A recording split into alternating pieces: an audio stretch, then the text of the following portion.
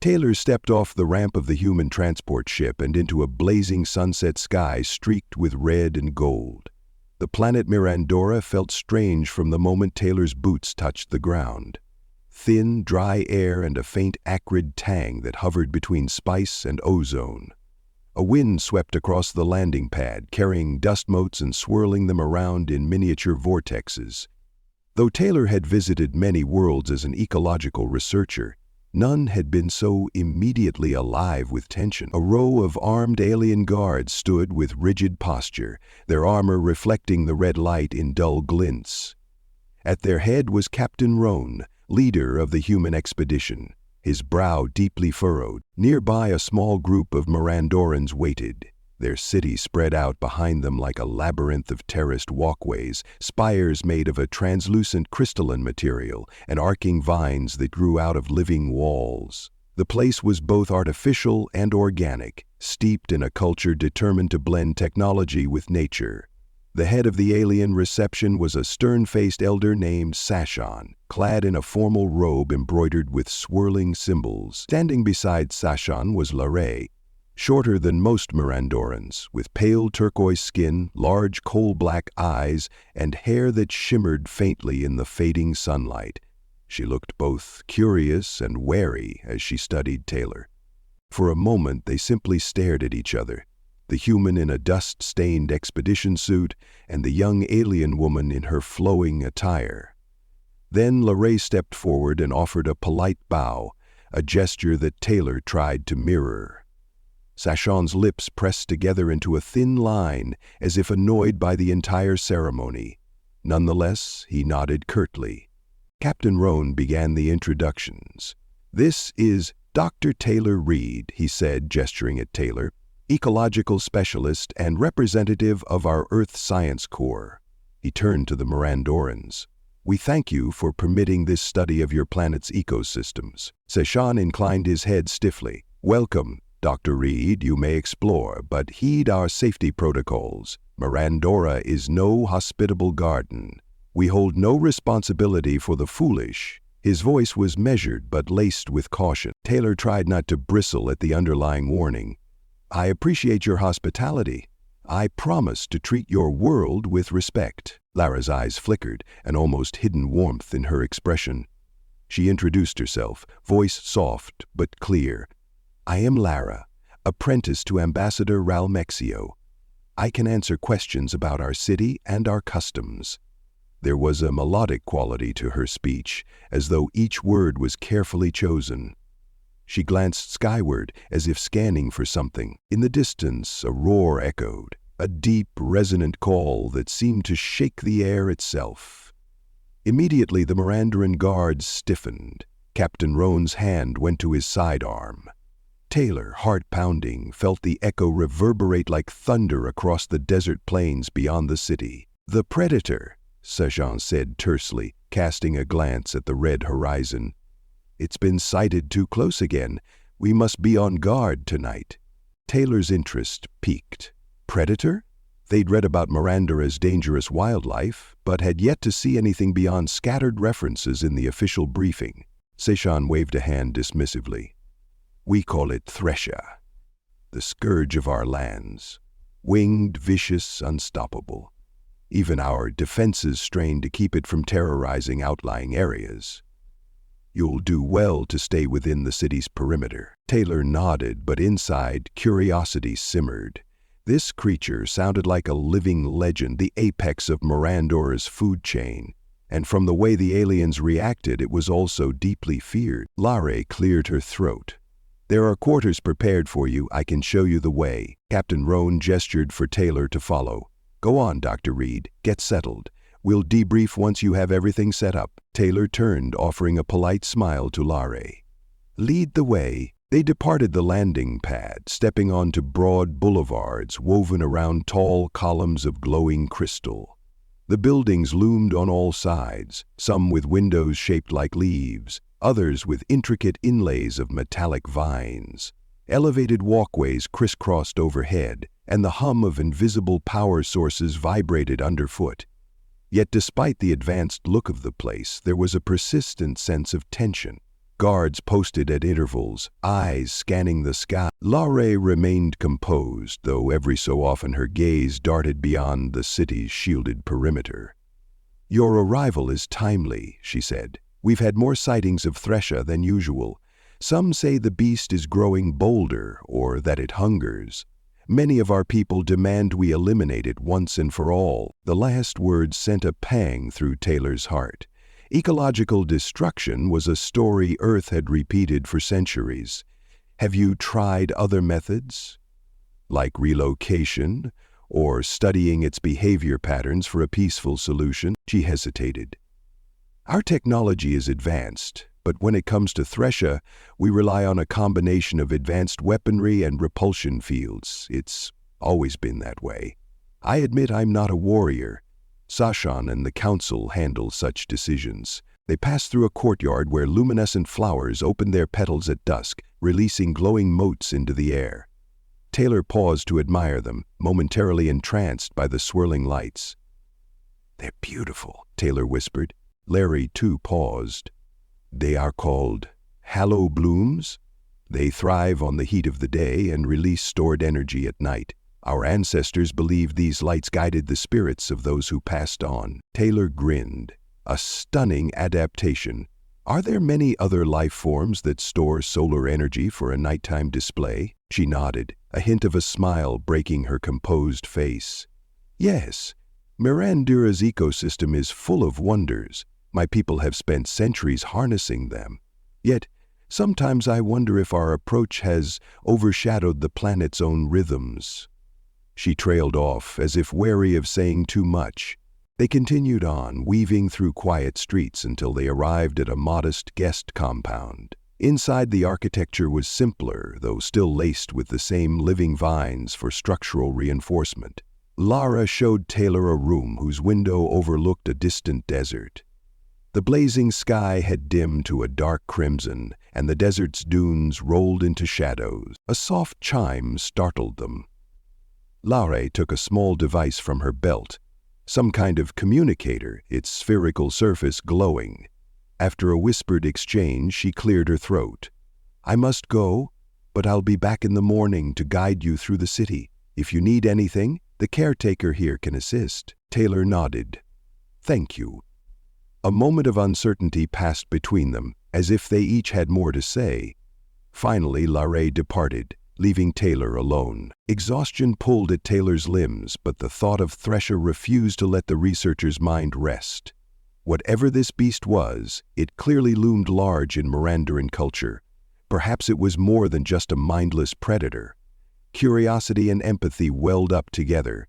Taylor had always believed in forging respect with planetary ecosystems rather than destroying them.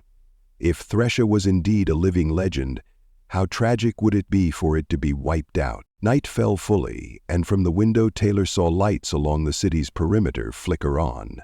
They formed a protective barrier of energy that shimmered against the dark. Distantly, thunderous roars echoed again, sending a chill through the air. It sounded both menacing and mournful, as if the creature cried out for a wilderness that was shrinking every day. Despite the threat, a small part of Taylor felt exhilarated. The next days would be crucial, an opportunity to study Mirandura's environment, but also a chance to test an old hypothesis that every living being, no matter how fearsome, responded to understanding more than brute force. Sighing, Taylor settled onto a pallet that served as a bed. Tomorrow would bring new discoveries, and possibly new dangers. Morning arrived in a flash of orange daylight. Taylor woke to find Lara waiting outside, accompanied by 2 armed Mirandaran guards, their expressions stoic. When Taylor stepped out, Lara offered a polite tilt of her chin. "The city awaits you," she said. "I've planned a route that includes some cultural sites and a glimpse of our technology. But do be cautious. We had a sighting last night on the outskirts." Taylor nodded, falling into step with her. The guards followed a short distance behind, silent as shadows. Through the winding streets, they passed markets with stalls that offered alien fruits, shimmering cloth, and small mechanical trinkets. Alien children peered out from doorways, curiosity shining in their large eyes. Taylor paused at one stall selling steaming, spiced beverages. The vendor, noticing the human's interest, offered a cup. The taste was tangy, with a sweet-sour aftertaste that lingered on the tongue. Larray smiled when Taylor made a face at its intensity. "We call it Hastan," she said. "It gives energy for the day's tasks and helps with the dryness of the climate." They continued to a grand plaza in the heart of the city. There, tall statues depicted Mirandaran figures in regal poses, leaders, scholars, and warriors of old. At the far side was a darker mosaic sprawling across a towering wall. It showed a massive winged creature breathing fire over a settlement, alien warriors standing to defend their homes. "Is that Thresha?" Taylor asked quietly, stepping closer to examine the mosaic. The creature was depicted with swirling lines that suggested scorching winds and raw power. Larry nodded. "A representation. Our lore says Thresha's ancestors once devoured entire colonies. We have survived by uniting our people and our technologies against them. To see a real one is rare and terrifying." Taylor studied the mosaic's details, a glint in the beast's eye, almost hinting at intelligence. "So, they've always been hunted, and in turn they hunt your people?" "Indeed," Larray folded her arms. "That is the narrative we've been told for generations." A sharp voice interrupted them. "And it is not a mere story." Sashan approached, flanked by two Mirandorans dressed in more ornate armor. His posture was stiff with disapproval. "Your presence here should focus on collecting data that helps us rid the threat once and for all," he said to Taylor, the deep lines in his brow accentuating his severity. Taylor tried to keep a level tone. "I am collecting data, yes, but my primary goal is to understand, to see if there are alternatives." Sashan's gaze flicked to Larray as though blaming her for Taylor's softer stance. "We have tolerated these beasts long enough. They endanger our settlements. We will not risk future generations. Captain Rowan has made it clear the humans have no intention of interfering if we decide on a lethal solution." Taylor felt a jolt of alarm. "Captain Rowan said that?" "It," Sashan replied curtly. "It is your Earth's standard policy not to meddle in local affairs beyond the scope of a scientific alliance, correct?" Larray lowered her eyes. "It may be the will of the Council. My father's influence is overshadowed by many who fear Thresha. The debate is ongoing." Sashan gave a curt nod, then turned, evidently dismissing them. His retinue followed him back across the plaza. Even after they left, tension lingered like a static charge in the air. Taylor sighed and looked to Larray. "I didn't come here just to condone the destruction of a species. On Earth we learned, at times the hard way, the importance of preserving apex predators for the balance of ecosystem." Larray pressed her lips together.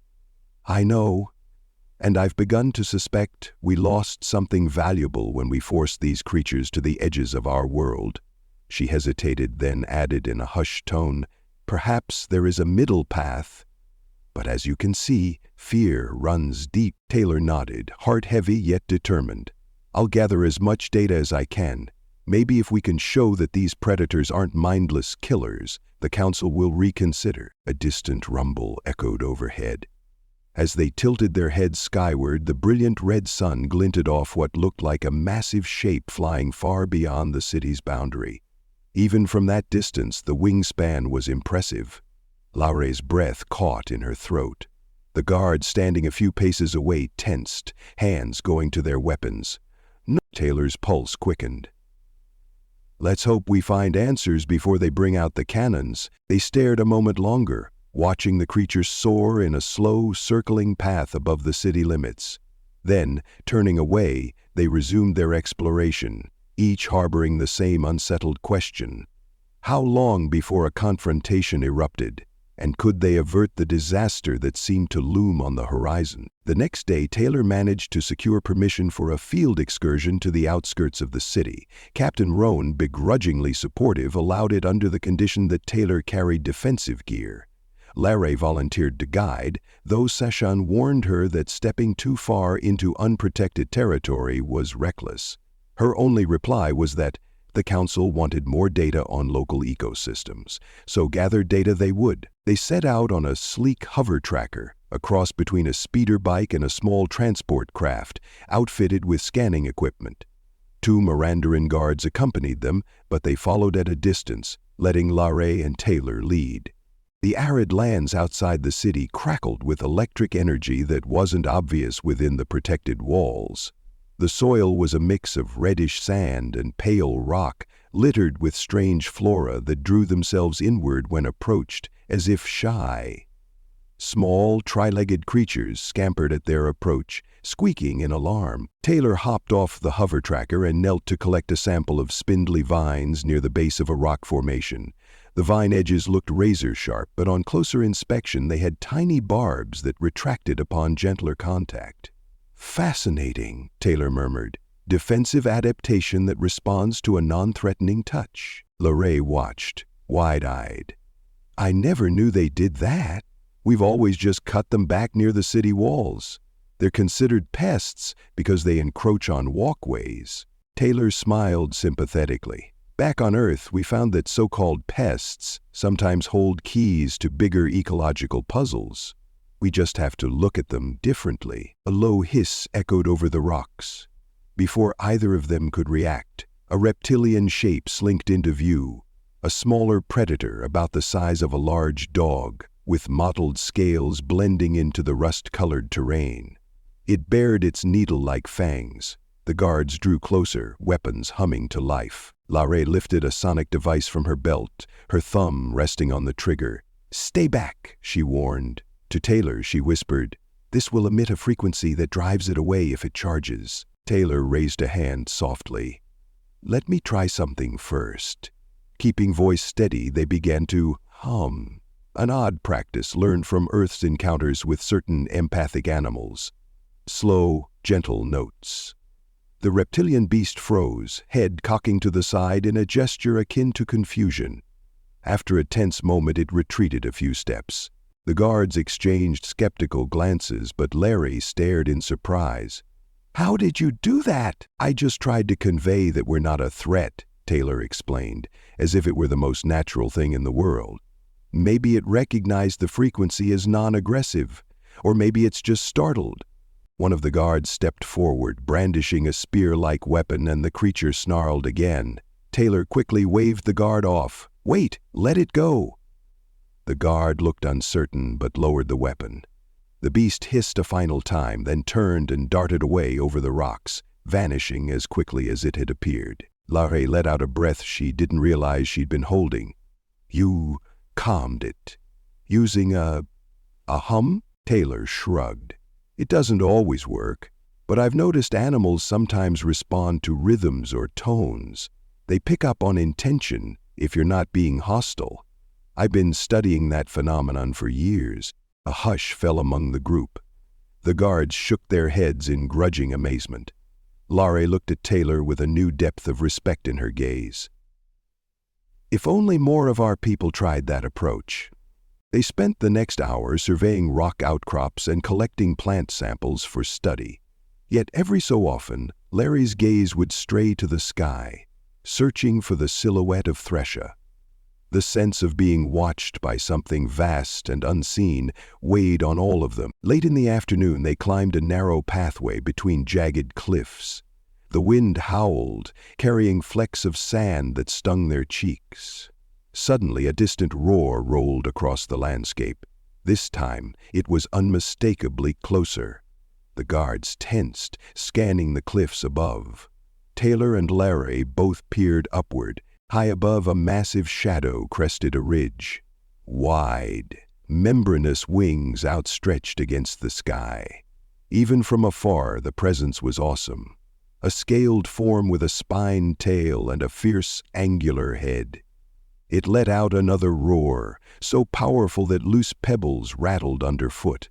Time seemed to slow. Larry's heart thundered in her chest. She had never seen Thresha with her own eyes, only glimpses from city vantage points. Now the living legend soared across the sky, each wing beat producing currents of swirling dust. For a moment it glided in a lazy arc, as though surveying the land below. Then, with a single graceful motion, it disappeared behind another rise, leaving only the echo of its roar in the canyon. Taylor exhaled, eyes shining with a mix of fear and wonder. The guards exchanged uneasy looks. One muttered under his breath about how the expedition needed to return to the city. But a spark of fascination ignited in Larry, fueled by Taylor's calm approach with the smaller reptile and the stories that maybe, just maybe, there was more to Thresher than just violence. They returned to the city at dusk, neither injured nor attacked, but changed by the sighting. Larry felt it in every step. Taylor's eyes spoke the same conviction. They had to learn more about Thresher. If a smaller predator could be calmed, perhaps a larger one could be approached.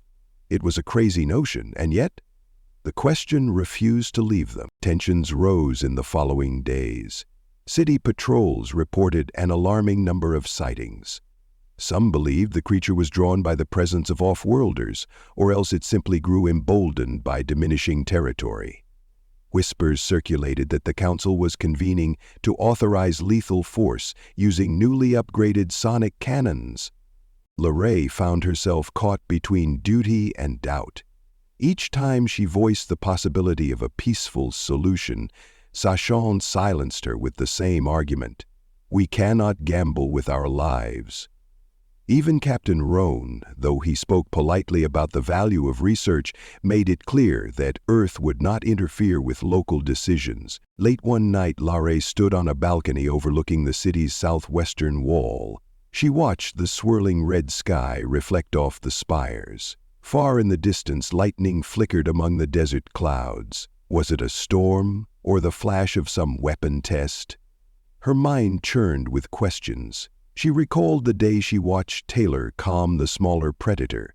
Could something similar be done with Thresher? Deep in thought, came a gentle voice from behind.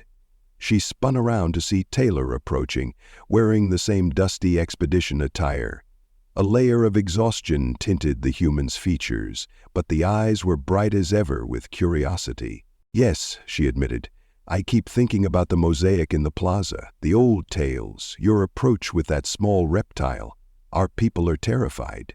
And I'm beginning to think that fear has blinded us. Taylor rested arms on the balcony's railing. Fear can be powerful. It can keep you alive or keep you from living.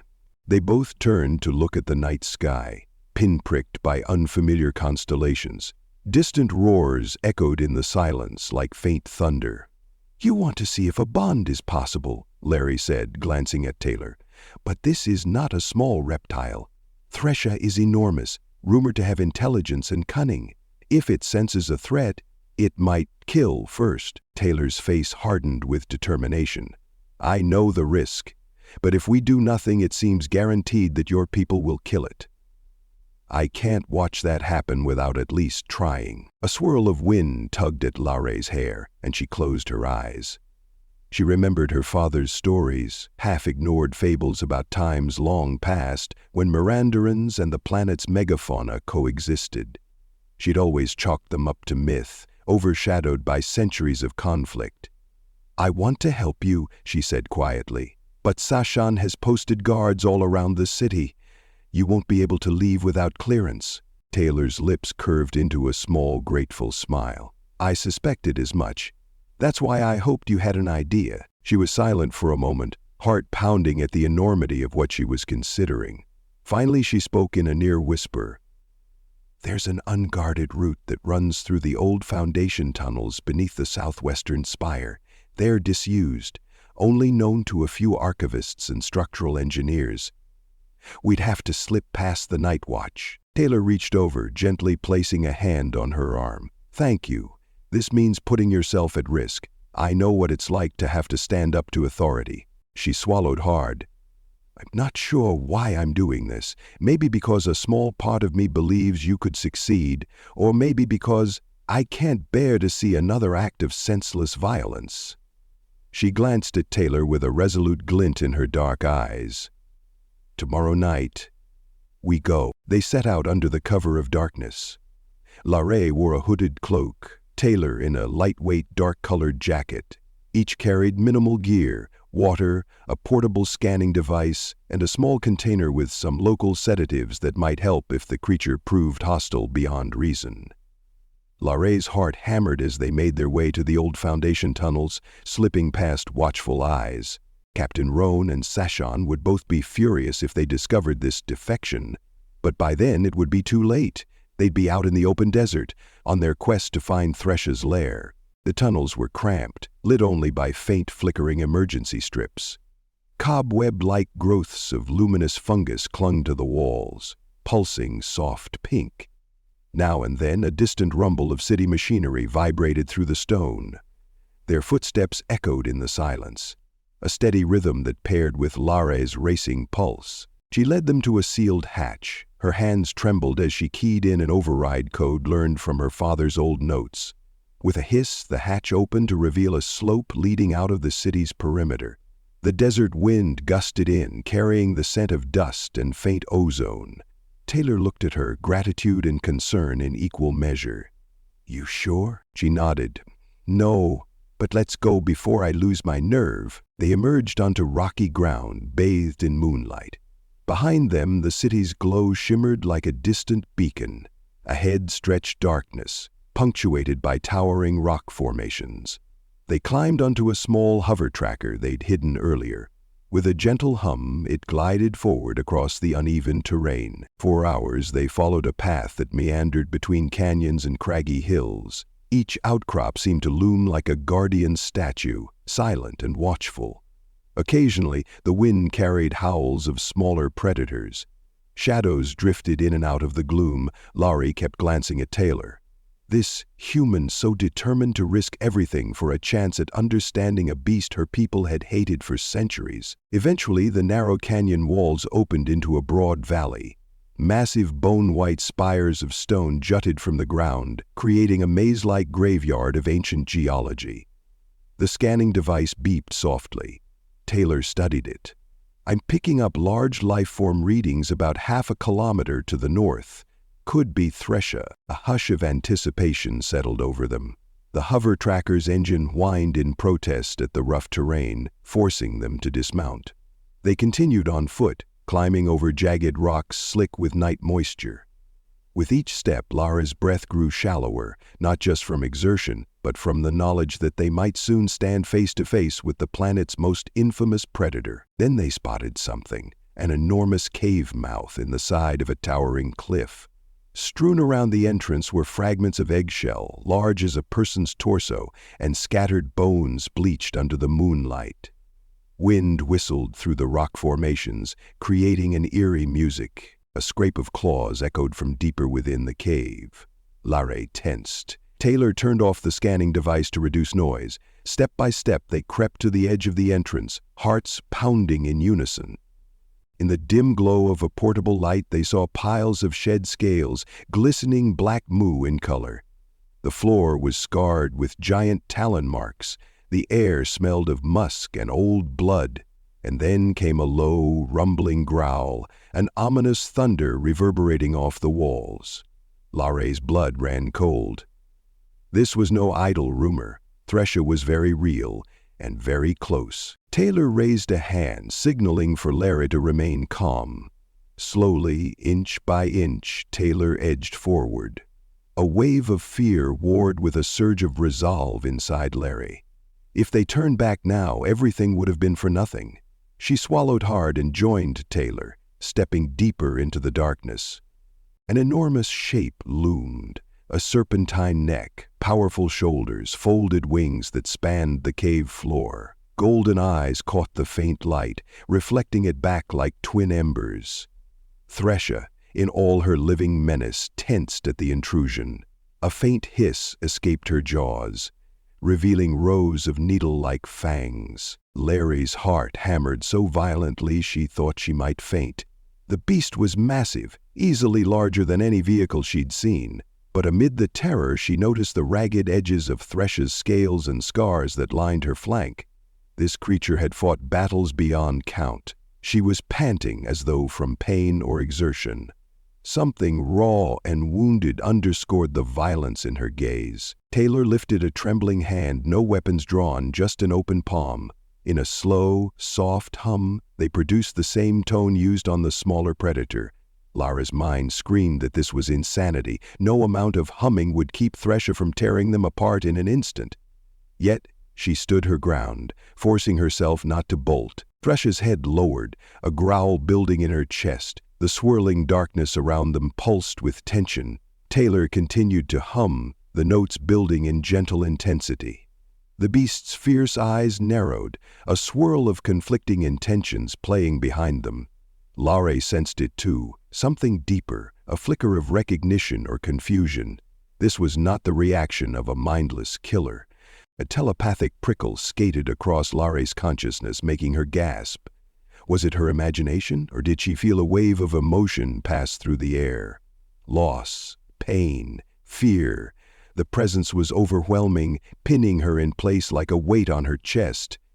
In that moment, Thresha let out a rumbling snarl that transitioned into a ragged exhale. Step by step, Taylor moved closer, still humming that soothing melody. Lara could hardly breathe, every muscle coiled to run. But there was a strange light in Taylor's eyes, as if guided by instinct and empathy. Then, impossibly, Thresha snorted, the tension in her haunches easing just a fraction. She did not strike. She regarded these intruders with a mixture of wariness and curiosity. Lara couldn't believe what she was seeing. The most fearsome predator in all of Mirandora was not attacking. Taylor crouched on one knee, lowering their gaze and adopting a non-threatening posture. The humming continued in gentle waves. A heartbeat passed, another. Then Thresha let out a sound that was half roar, half grunt, and turned her colossal head to the side, as though deciding not to kill them. In that fragile bubble of peace, Lara felt tears prick at her eyes. A lifetime of fear and legend crashed against the reality of a battered, wary creature that seemed more cornered than monstrous. She dared to speak, voice trembling. "It's okay," she whispered, though she wasn't sure if the words were meant for Thresha or herself. Taylor slowly reached out, fingertips trembling. Thresha's nostrils flared at the movement, but she did not snap. Their hands were a mere foot away from the beast's snout when the cavern suddenly lit with a burst of artificial light. A chorus of shouts rang out behind them. Lara spun around to see a squad of armed Mirandorans rushing into the cave, led by Sashan and, to her shock, Captain Roan himself. Their weapons glowed with stored energy, sonic cannons humming with lethal potential. "Stand aside!" Sashan shouted. "We're ending this now!" Thresha roared in alarm, rearing up, wings flaring. The fragile connections shattered. In an instant, the cave became a war zone. Blasts of sonic energy ricocheted, stone shards raining down. Lara dove for cover behind a boulder, heart racing. Taylor scrambled to the side, shouting for them to stop, but no one listened. Thresha shrieked in pain, flailing her tail, smashing into the cave walls. Dust and debris filled the air. Lara's ears rang from the blasts. She watched in horror as the Mirandorans hammered the predator, determined to put an end to what they saw as an ancient threat. Rocks tumbled from the ceiling, threatening to seal them all in. In the chaos, Sashan barked orders and Captain Roan advanced, stun baton drawn. Lara spotted him through the haze, eyes fixed on subduing Thresha at any cost. "No!" Lara screamed, rushing forward. A chunk of stone nearly crushed her. She pressed on, ignoring the desperate instincts that told her to flee. She saw Taylor pinned behind a ledge as sonic blasts tore up the cavern floor. Thresha flailed, letting out a guttural roar that reverberated painfully. "Sashan, stop!" Lara cried, voice hoarse. "You'll bring the cave down on us all." "She leaves us no choice," Sashan roared back, eyes wild with adrenaline. "We must kill this monster now." It was madness, no place for reason. But Lara's heart pounded with a fierce resolve. She didn't want to watch more bloodshed. Summoning courage, she scrambled to Taylor's side. Rocks rained down around them.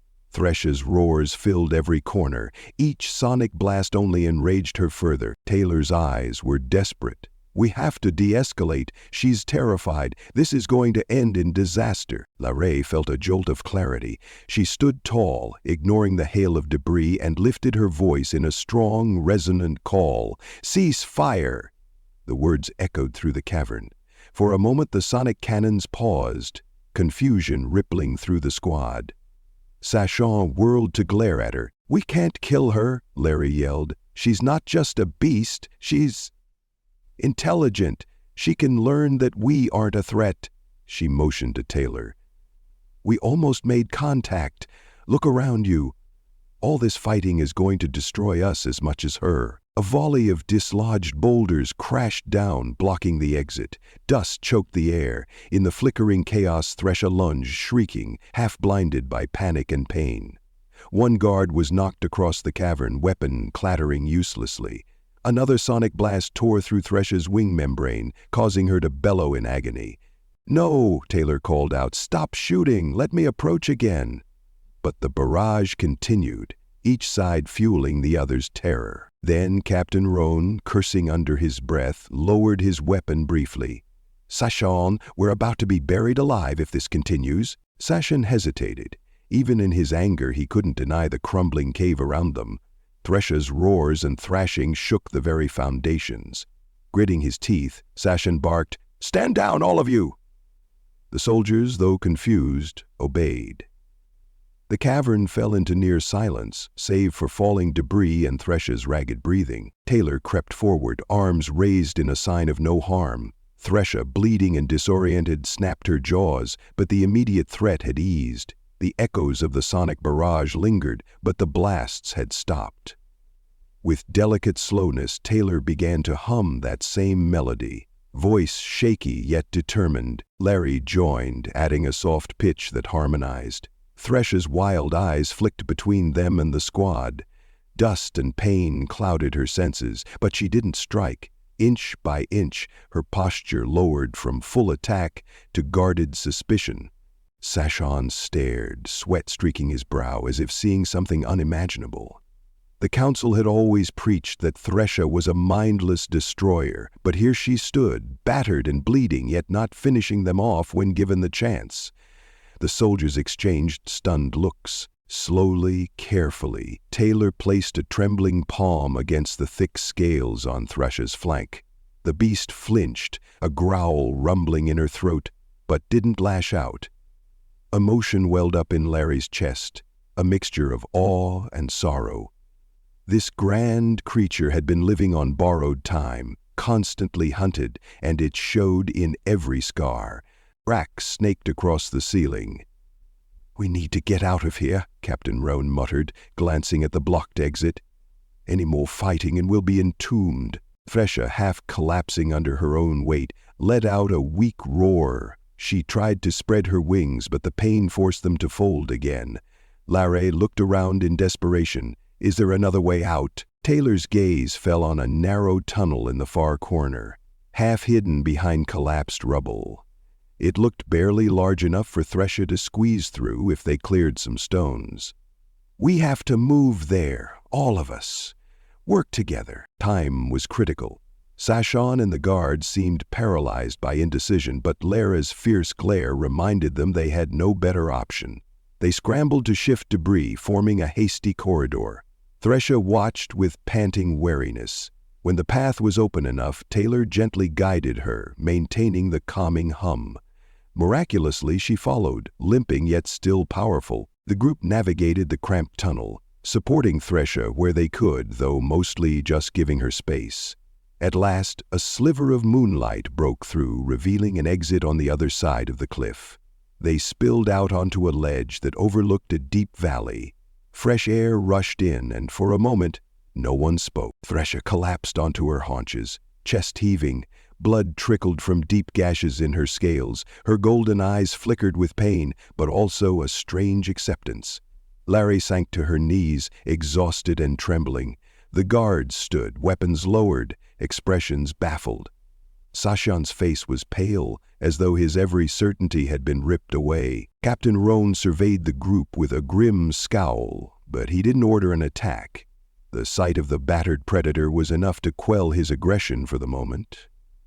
Silence pressed around them like a heavy blanket. Taylor moved to Thresh's side, rummaging through a medical kit, searching for something, anything, that could help. Larry found herself hovering behind Taylor, wanting to assist, but unsure how. "Let me help," she said finally, voice cracking. They worked as best they could, cleaning wounds with antiseptic foam from Taylor's kit. Thresha watched with a low rumble, but she did not strike out. Sasha and the others just stared. After a tense hour, the bleeding eased. Thresh's breaths became steadier. Lara collapsed onto a rock, burying her face in her hands. She felt the swirl of the night wind and realized that, against all odds, they had survived an encounter that should have left them in pieces. "We can't kill her," Taylor said quietly, finally breaking the silence. "She deserves to live, and your ecosystem might need her more than you realize." Sachan's voice emerged, rough and unsure. "And what of the settlements she's destroyed, the families who've lost loved ones?" Taylor locked eyes with him. "Maybe she's destroyed because we've forced her kind to the brink. Maybe she's the last. We never tried to understand. All we did was push her to fight back." A haunted look passed over Sachan's face, but he didn't reply. Captain Roan holstered his sidearm with a heavy sigh. "We should head back, report what happened here." Larray stood, feeling as though she were standing at a fork in the road. She turned to Sachan, voice trembling with conviction. "Your generation taught us fear, but if we continue this cycle, we'll lose something irreplaceable. I don't want to see Mirandora become a graveyard of wonders." Sachan looked away, his earlier bluster muted. The night air crackled with an unspoken question. Had fear led them astray? They spent the rest of that night on the ledge, making a makeshift camp. No one slept much, not even Thresha. She rested, alert eyes flicking between the Mirandorans and the starlit sky. Occasionally, Taylor approached to hum softly, a gesture of reassurance. Over time, the beast's posture relaxed into something more akin to wary acceptance rather than outright hostility. At dawn, the group began the slow trek back. To everyone's surprise, Thresha followed at a short distance. Perhaps she was too wounded to fly, or perhaps some bond, tenuous, fragile, had formed. Larray couldn't help but feel humbled at the sight of the planet's apex predator trailing behind them, not as a conqueror but as an injured survivor. When they finally reached the outskirts of the city, alarms blared and squads rushed out. But Sachan, grim-faced, raised his hand in command. "Stand down," he ordered, voice firm. For the first time, the city's defenses did not open fire on Thresha. Instead, they parted to let the battered beast pass, uncertain and disbelieving. Word spread quickly through the crowds. The devourer was walking among them, escorted by humans and their own guards. The hush that fell across the city was palpable. People rushed to balconies, to rooftops, watching in awe. No one had witnessed such a sight in living memory. An emergency council session was called. Captain Roan stood beside Taylor and Larray in the central chamber. Half the city's leaders gathered around. Thresha waited outside the city gates, heavily guarded but left unharmed. Sachan addressed the council first, recounting what had transpired. His words were tinged with genuine amazement. He spoke of how violence nearly destroyed them, and how a moment's pause allowed an unlikely peace. Larray then took the floor, her voice resonating with an authority she hadn't known she possessed. She spoke of the wounded predator and how she showed no aggression once shown compassion. She described the old legends, the mosaic depicting ancient times when Mirandorans might have lived in balance with these creatures. She urged a reconsideration of their approach. Murmurs spread through the council members, some skeptical, some amazed. Finally, an elder rose and asked Taylor to speak. The human swallowed and stepped forward. "On Earth, we've learned, painfully, that eradicating apex predators can collapse entire ecosystems. Here, you have a living symbol of your planet's spirit. By forging understanding, you can take a step toward a future that embraces harmony instead of fear. Thresha may still be dangerous, but so are all great forces of nature. Coexistence isn't without risk, but it's worth it." An electric silence followed. Eyes darted between Sachin, Larray, Taylor, and Captain Rowan. Then the council's presiding member lifted a staff adorned with swirling patterns. In a measured tone, he announced that the matter required thoughtful deliberation, and until a formal decision was reached, the hunt for Thresher would be suspended. Taylor, Larray, and a team of their choosing would oversee the creature's care and gather data on her behavior. Outside at the city gates, Thresher waited, her injuries still raw. When Larray, Taylor, and a group of medics approached, she tensed, but Taylor's gentle hum seemed to calm her again. In an unprecedented move, the medics set about treating her more thoroughly, though always at a cautious distance. Onlookers gathered in hushed reverence. Days passed, and the city's attitude began to shift. News spread of how Thresher had spared the entire squad in the cave after the initial assault. Sachin, though reluctant, no longer pressed for her immediate execution. Instead, he found himself wrestling with a question that reverberated through the city. Had fear led them to wage a needless war? Captain Rowan, too, recognized the significance of bridging empathy between species. While he'd initially been prepared to let the Mirandorans handle it their way, he now realized that Earth's presence could be a catalyst for understanding rather than destruction. As Thresher regained strength, the prospect of her flying off raised many questions. Would she remain peaceful? Would she retaliate? Or would she accept this new relationship? No one had certain answers. But each day, Lair visited her, sometimes with Taylor. They'd hum softly or speak in low voices, as if trying to forge a language of trust. And though Thresher was not docile, she remained every inch the powerful predator. Her posture no longer screamed mortal hostility. One afternoon, as the red sun cast long shadows across the city walls, Lara stepped out to Thresher's resting area. She found the great beast perched on a rocky ledge, surveying the horizon. In that moment, with the sun lighting her scales, Thresher looked regal and hauntingly beautiful. Lara felt a surge of emotion, recalling how close they'd come to killing her.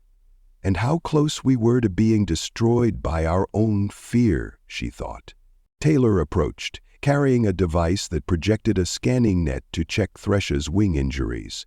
Lara helped adjust the net, careful not to startle the beast. Thresher twitched, but allowed them near. The deeper they probed, the more they realized how significant her wounds were, a testament to the life she'd led on the run. When the scan concluded, Taylor softly placed a hand against Thresher's flank. "We're sorry," they said, voice thick with compassion. "We humans and Mirandorans, we caused a lot of this pain." Thresher's chest rumbled, but not in aggression. Days turned to weeks. Bit by bit, Mirandorans grew curious about the once dreaded creature who now lingered near the city gates, not attacking. Families came with caution, peering from behind safe barriers, but the hostility began to fade. Council debates raged on, some calling for tighter control, others advocating for a new era of coexistence. Meanwhile, Larray discovered ancient records suggesting that the winged beasts once worked symbiotically with early Mirandorans in pollinating giant flora across the planet's deserts. These cycles were disrupted by centuries of fear and technology-driven expansion, forcing the creatures to more desperate means of survival. More startlingly, the records hinted at a partial empathic link that early Mirandorans recognized, a connection that had long since been dismissed as myth. As these revelations surfaced, even the most rigid council members had to entertain the notion that Thresher was more than a mindless monster. Outside, Sachin watched Thresher one evening, silent and pensive. When Larray approached, he exhaled heavily. "I still feel the weight of our losses," he said, voice low. "But perhaps we created this cycle. I can't say what the council will ultimately decide," but he trailed off, running a hand over the hilt of his sidearm. "I no longer see just a monster." His confession moved Larray almost to tears. "We have a chance to mend what was broken," she said. Finally, the day came when Thresher stirred, wings twitching as though testing the air. Medics had removed the last bandages, deeming her flight-worthy if she didn't strain too hard. Taylor and Lare stood at her side, scanning instruments in hand while a large crowd gathered at a safe distance. The city's perimeter defenses had been temporarily deactivated to allow her exit if she chose. With a single sweeping motion, Thresha extended her colossal wings. Gasps rippled through the onlookers. She flapped once, twice, stirring up dust clouds in mighty gusts. Then she reared her head, let out a roar that shook the air, and launched into the sky. For a moment, her flight wobbled, but then she stabilized, gliding higher and higher above the city. In that breathtaking instant, Lare sensed the same empathic flutter that she felt in the cave. It was fleeting, an impression of gratitude and lingering wariness. Then Thresha circled the city once, casting a massive shadow over its spires, before turning and disappearing into the red horizon. The watchers below stared in awe, uncertain whether to cheer or tremble. Taylor exhaled, tears shining in their eyes. Lare quietly took their hand. No one spoke. What could be said? The future was unwritten, but a door had opened, and fear was not the only path. Weeks later, new policies were proposed. The council began drafting a Conservation and Coexistence Act, influenced by Earth's environmental approaches. Scientists, both human and Mirandaran, organized teams to study the desert's ecosystems more thoroughly. Sashon took a sabbatical from his military role, devoting time to understanding the ancient records. Captain Roan offered logistic support, having seen how close violence came to catastrophic failure, and Lare found herself at the forefront of a movement that urged empathy over domination. When Thresha was spotted again, soaring above distant cliffs, no alarms sounded. Instead, watchers documented the flight with scanning drones. No further villages were attacked. Some said it was because Thresha now sensed that the city was not purely hostile territory. Others believed that the empathic bond, however tenuous, had changed her perception of Mirandorans and humans alike. Throughout it all, Lare and Taylor remained steadfast partners, bridging the gap between species. They led expeditions to the ancient ruins, uncovering more evidence of a lost era of cooperation. Each discovery seemed to confirm the same lesson, that progress measured by weaponry and walls would always be fragile, if not rooted in compassion for the living world. On a quiet evening near the city's southwestern wall, now free of the tension that once defined it, Lare gazed out at the setting sun. Taylor stood by her side, the warm breeze stirring their hair. They remembered that first day of meeting, the fear in the air as Thresha's roar had echoed across the landing pad. "How far we've come," Lare said softly, thinking of her people's transformation, however incomplete, and of Thresha's uncertain but hopeful place in their shared future. Taylor smiled, eyes on the crimson horizon. "And how far we still have to go. But I think we're on the right path." In the distance, a single roar carried on the wind, neither angry nor mournful, simply there, a reminder that Mirandora's most fearsome predator still lived wild and free. And for once, that sound inspired more wonder than dread.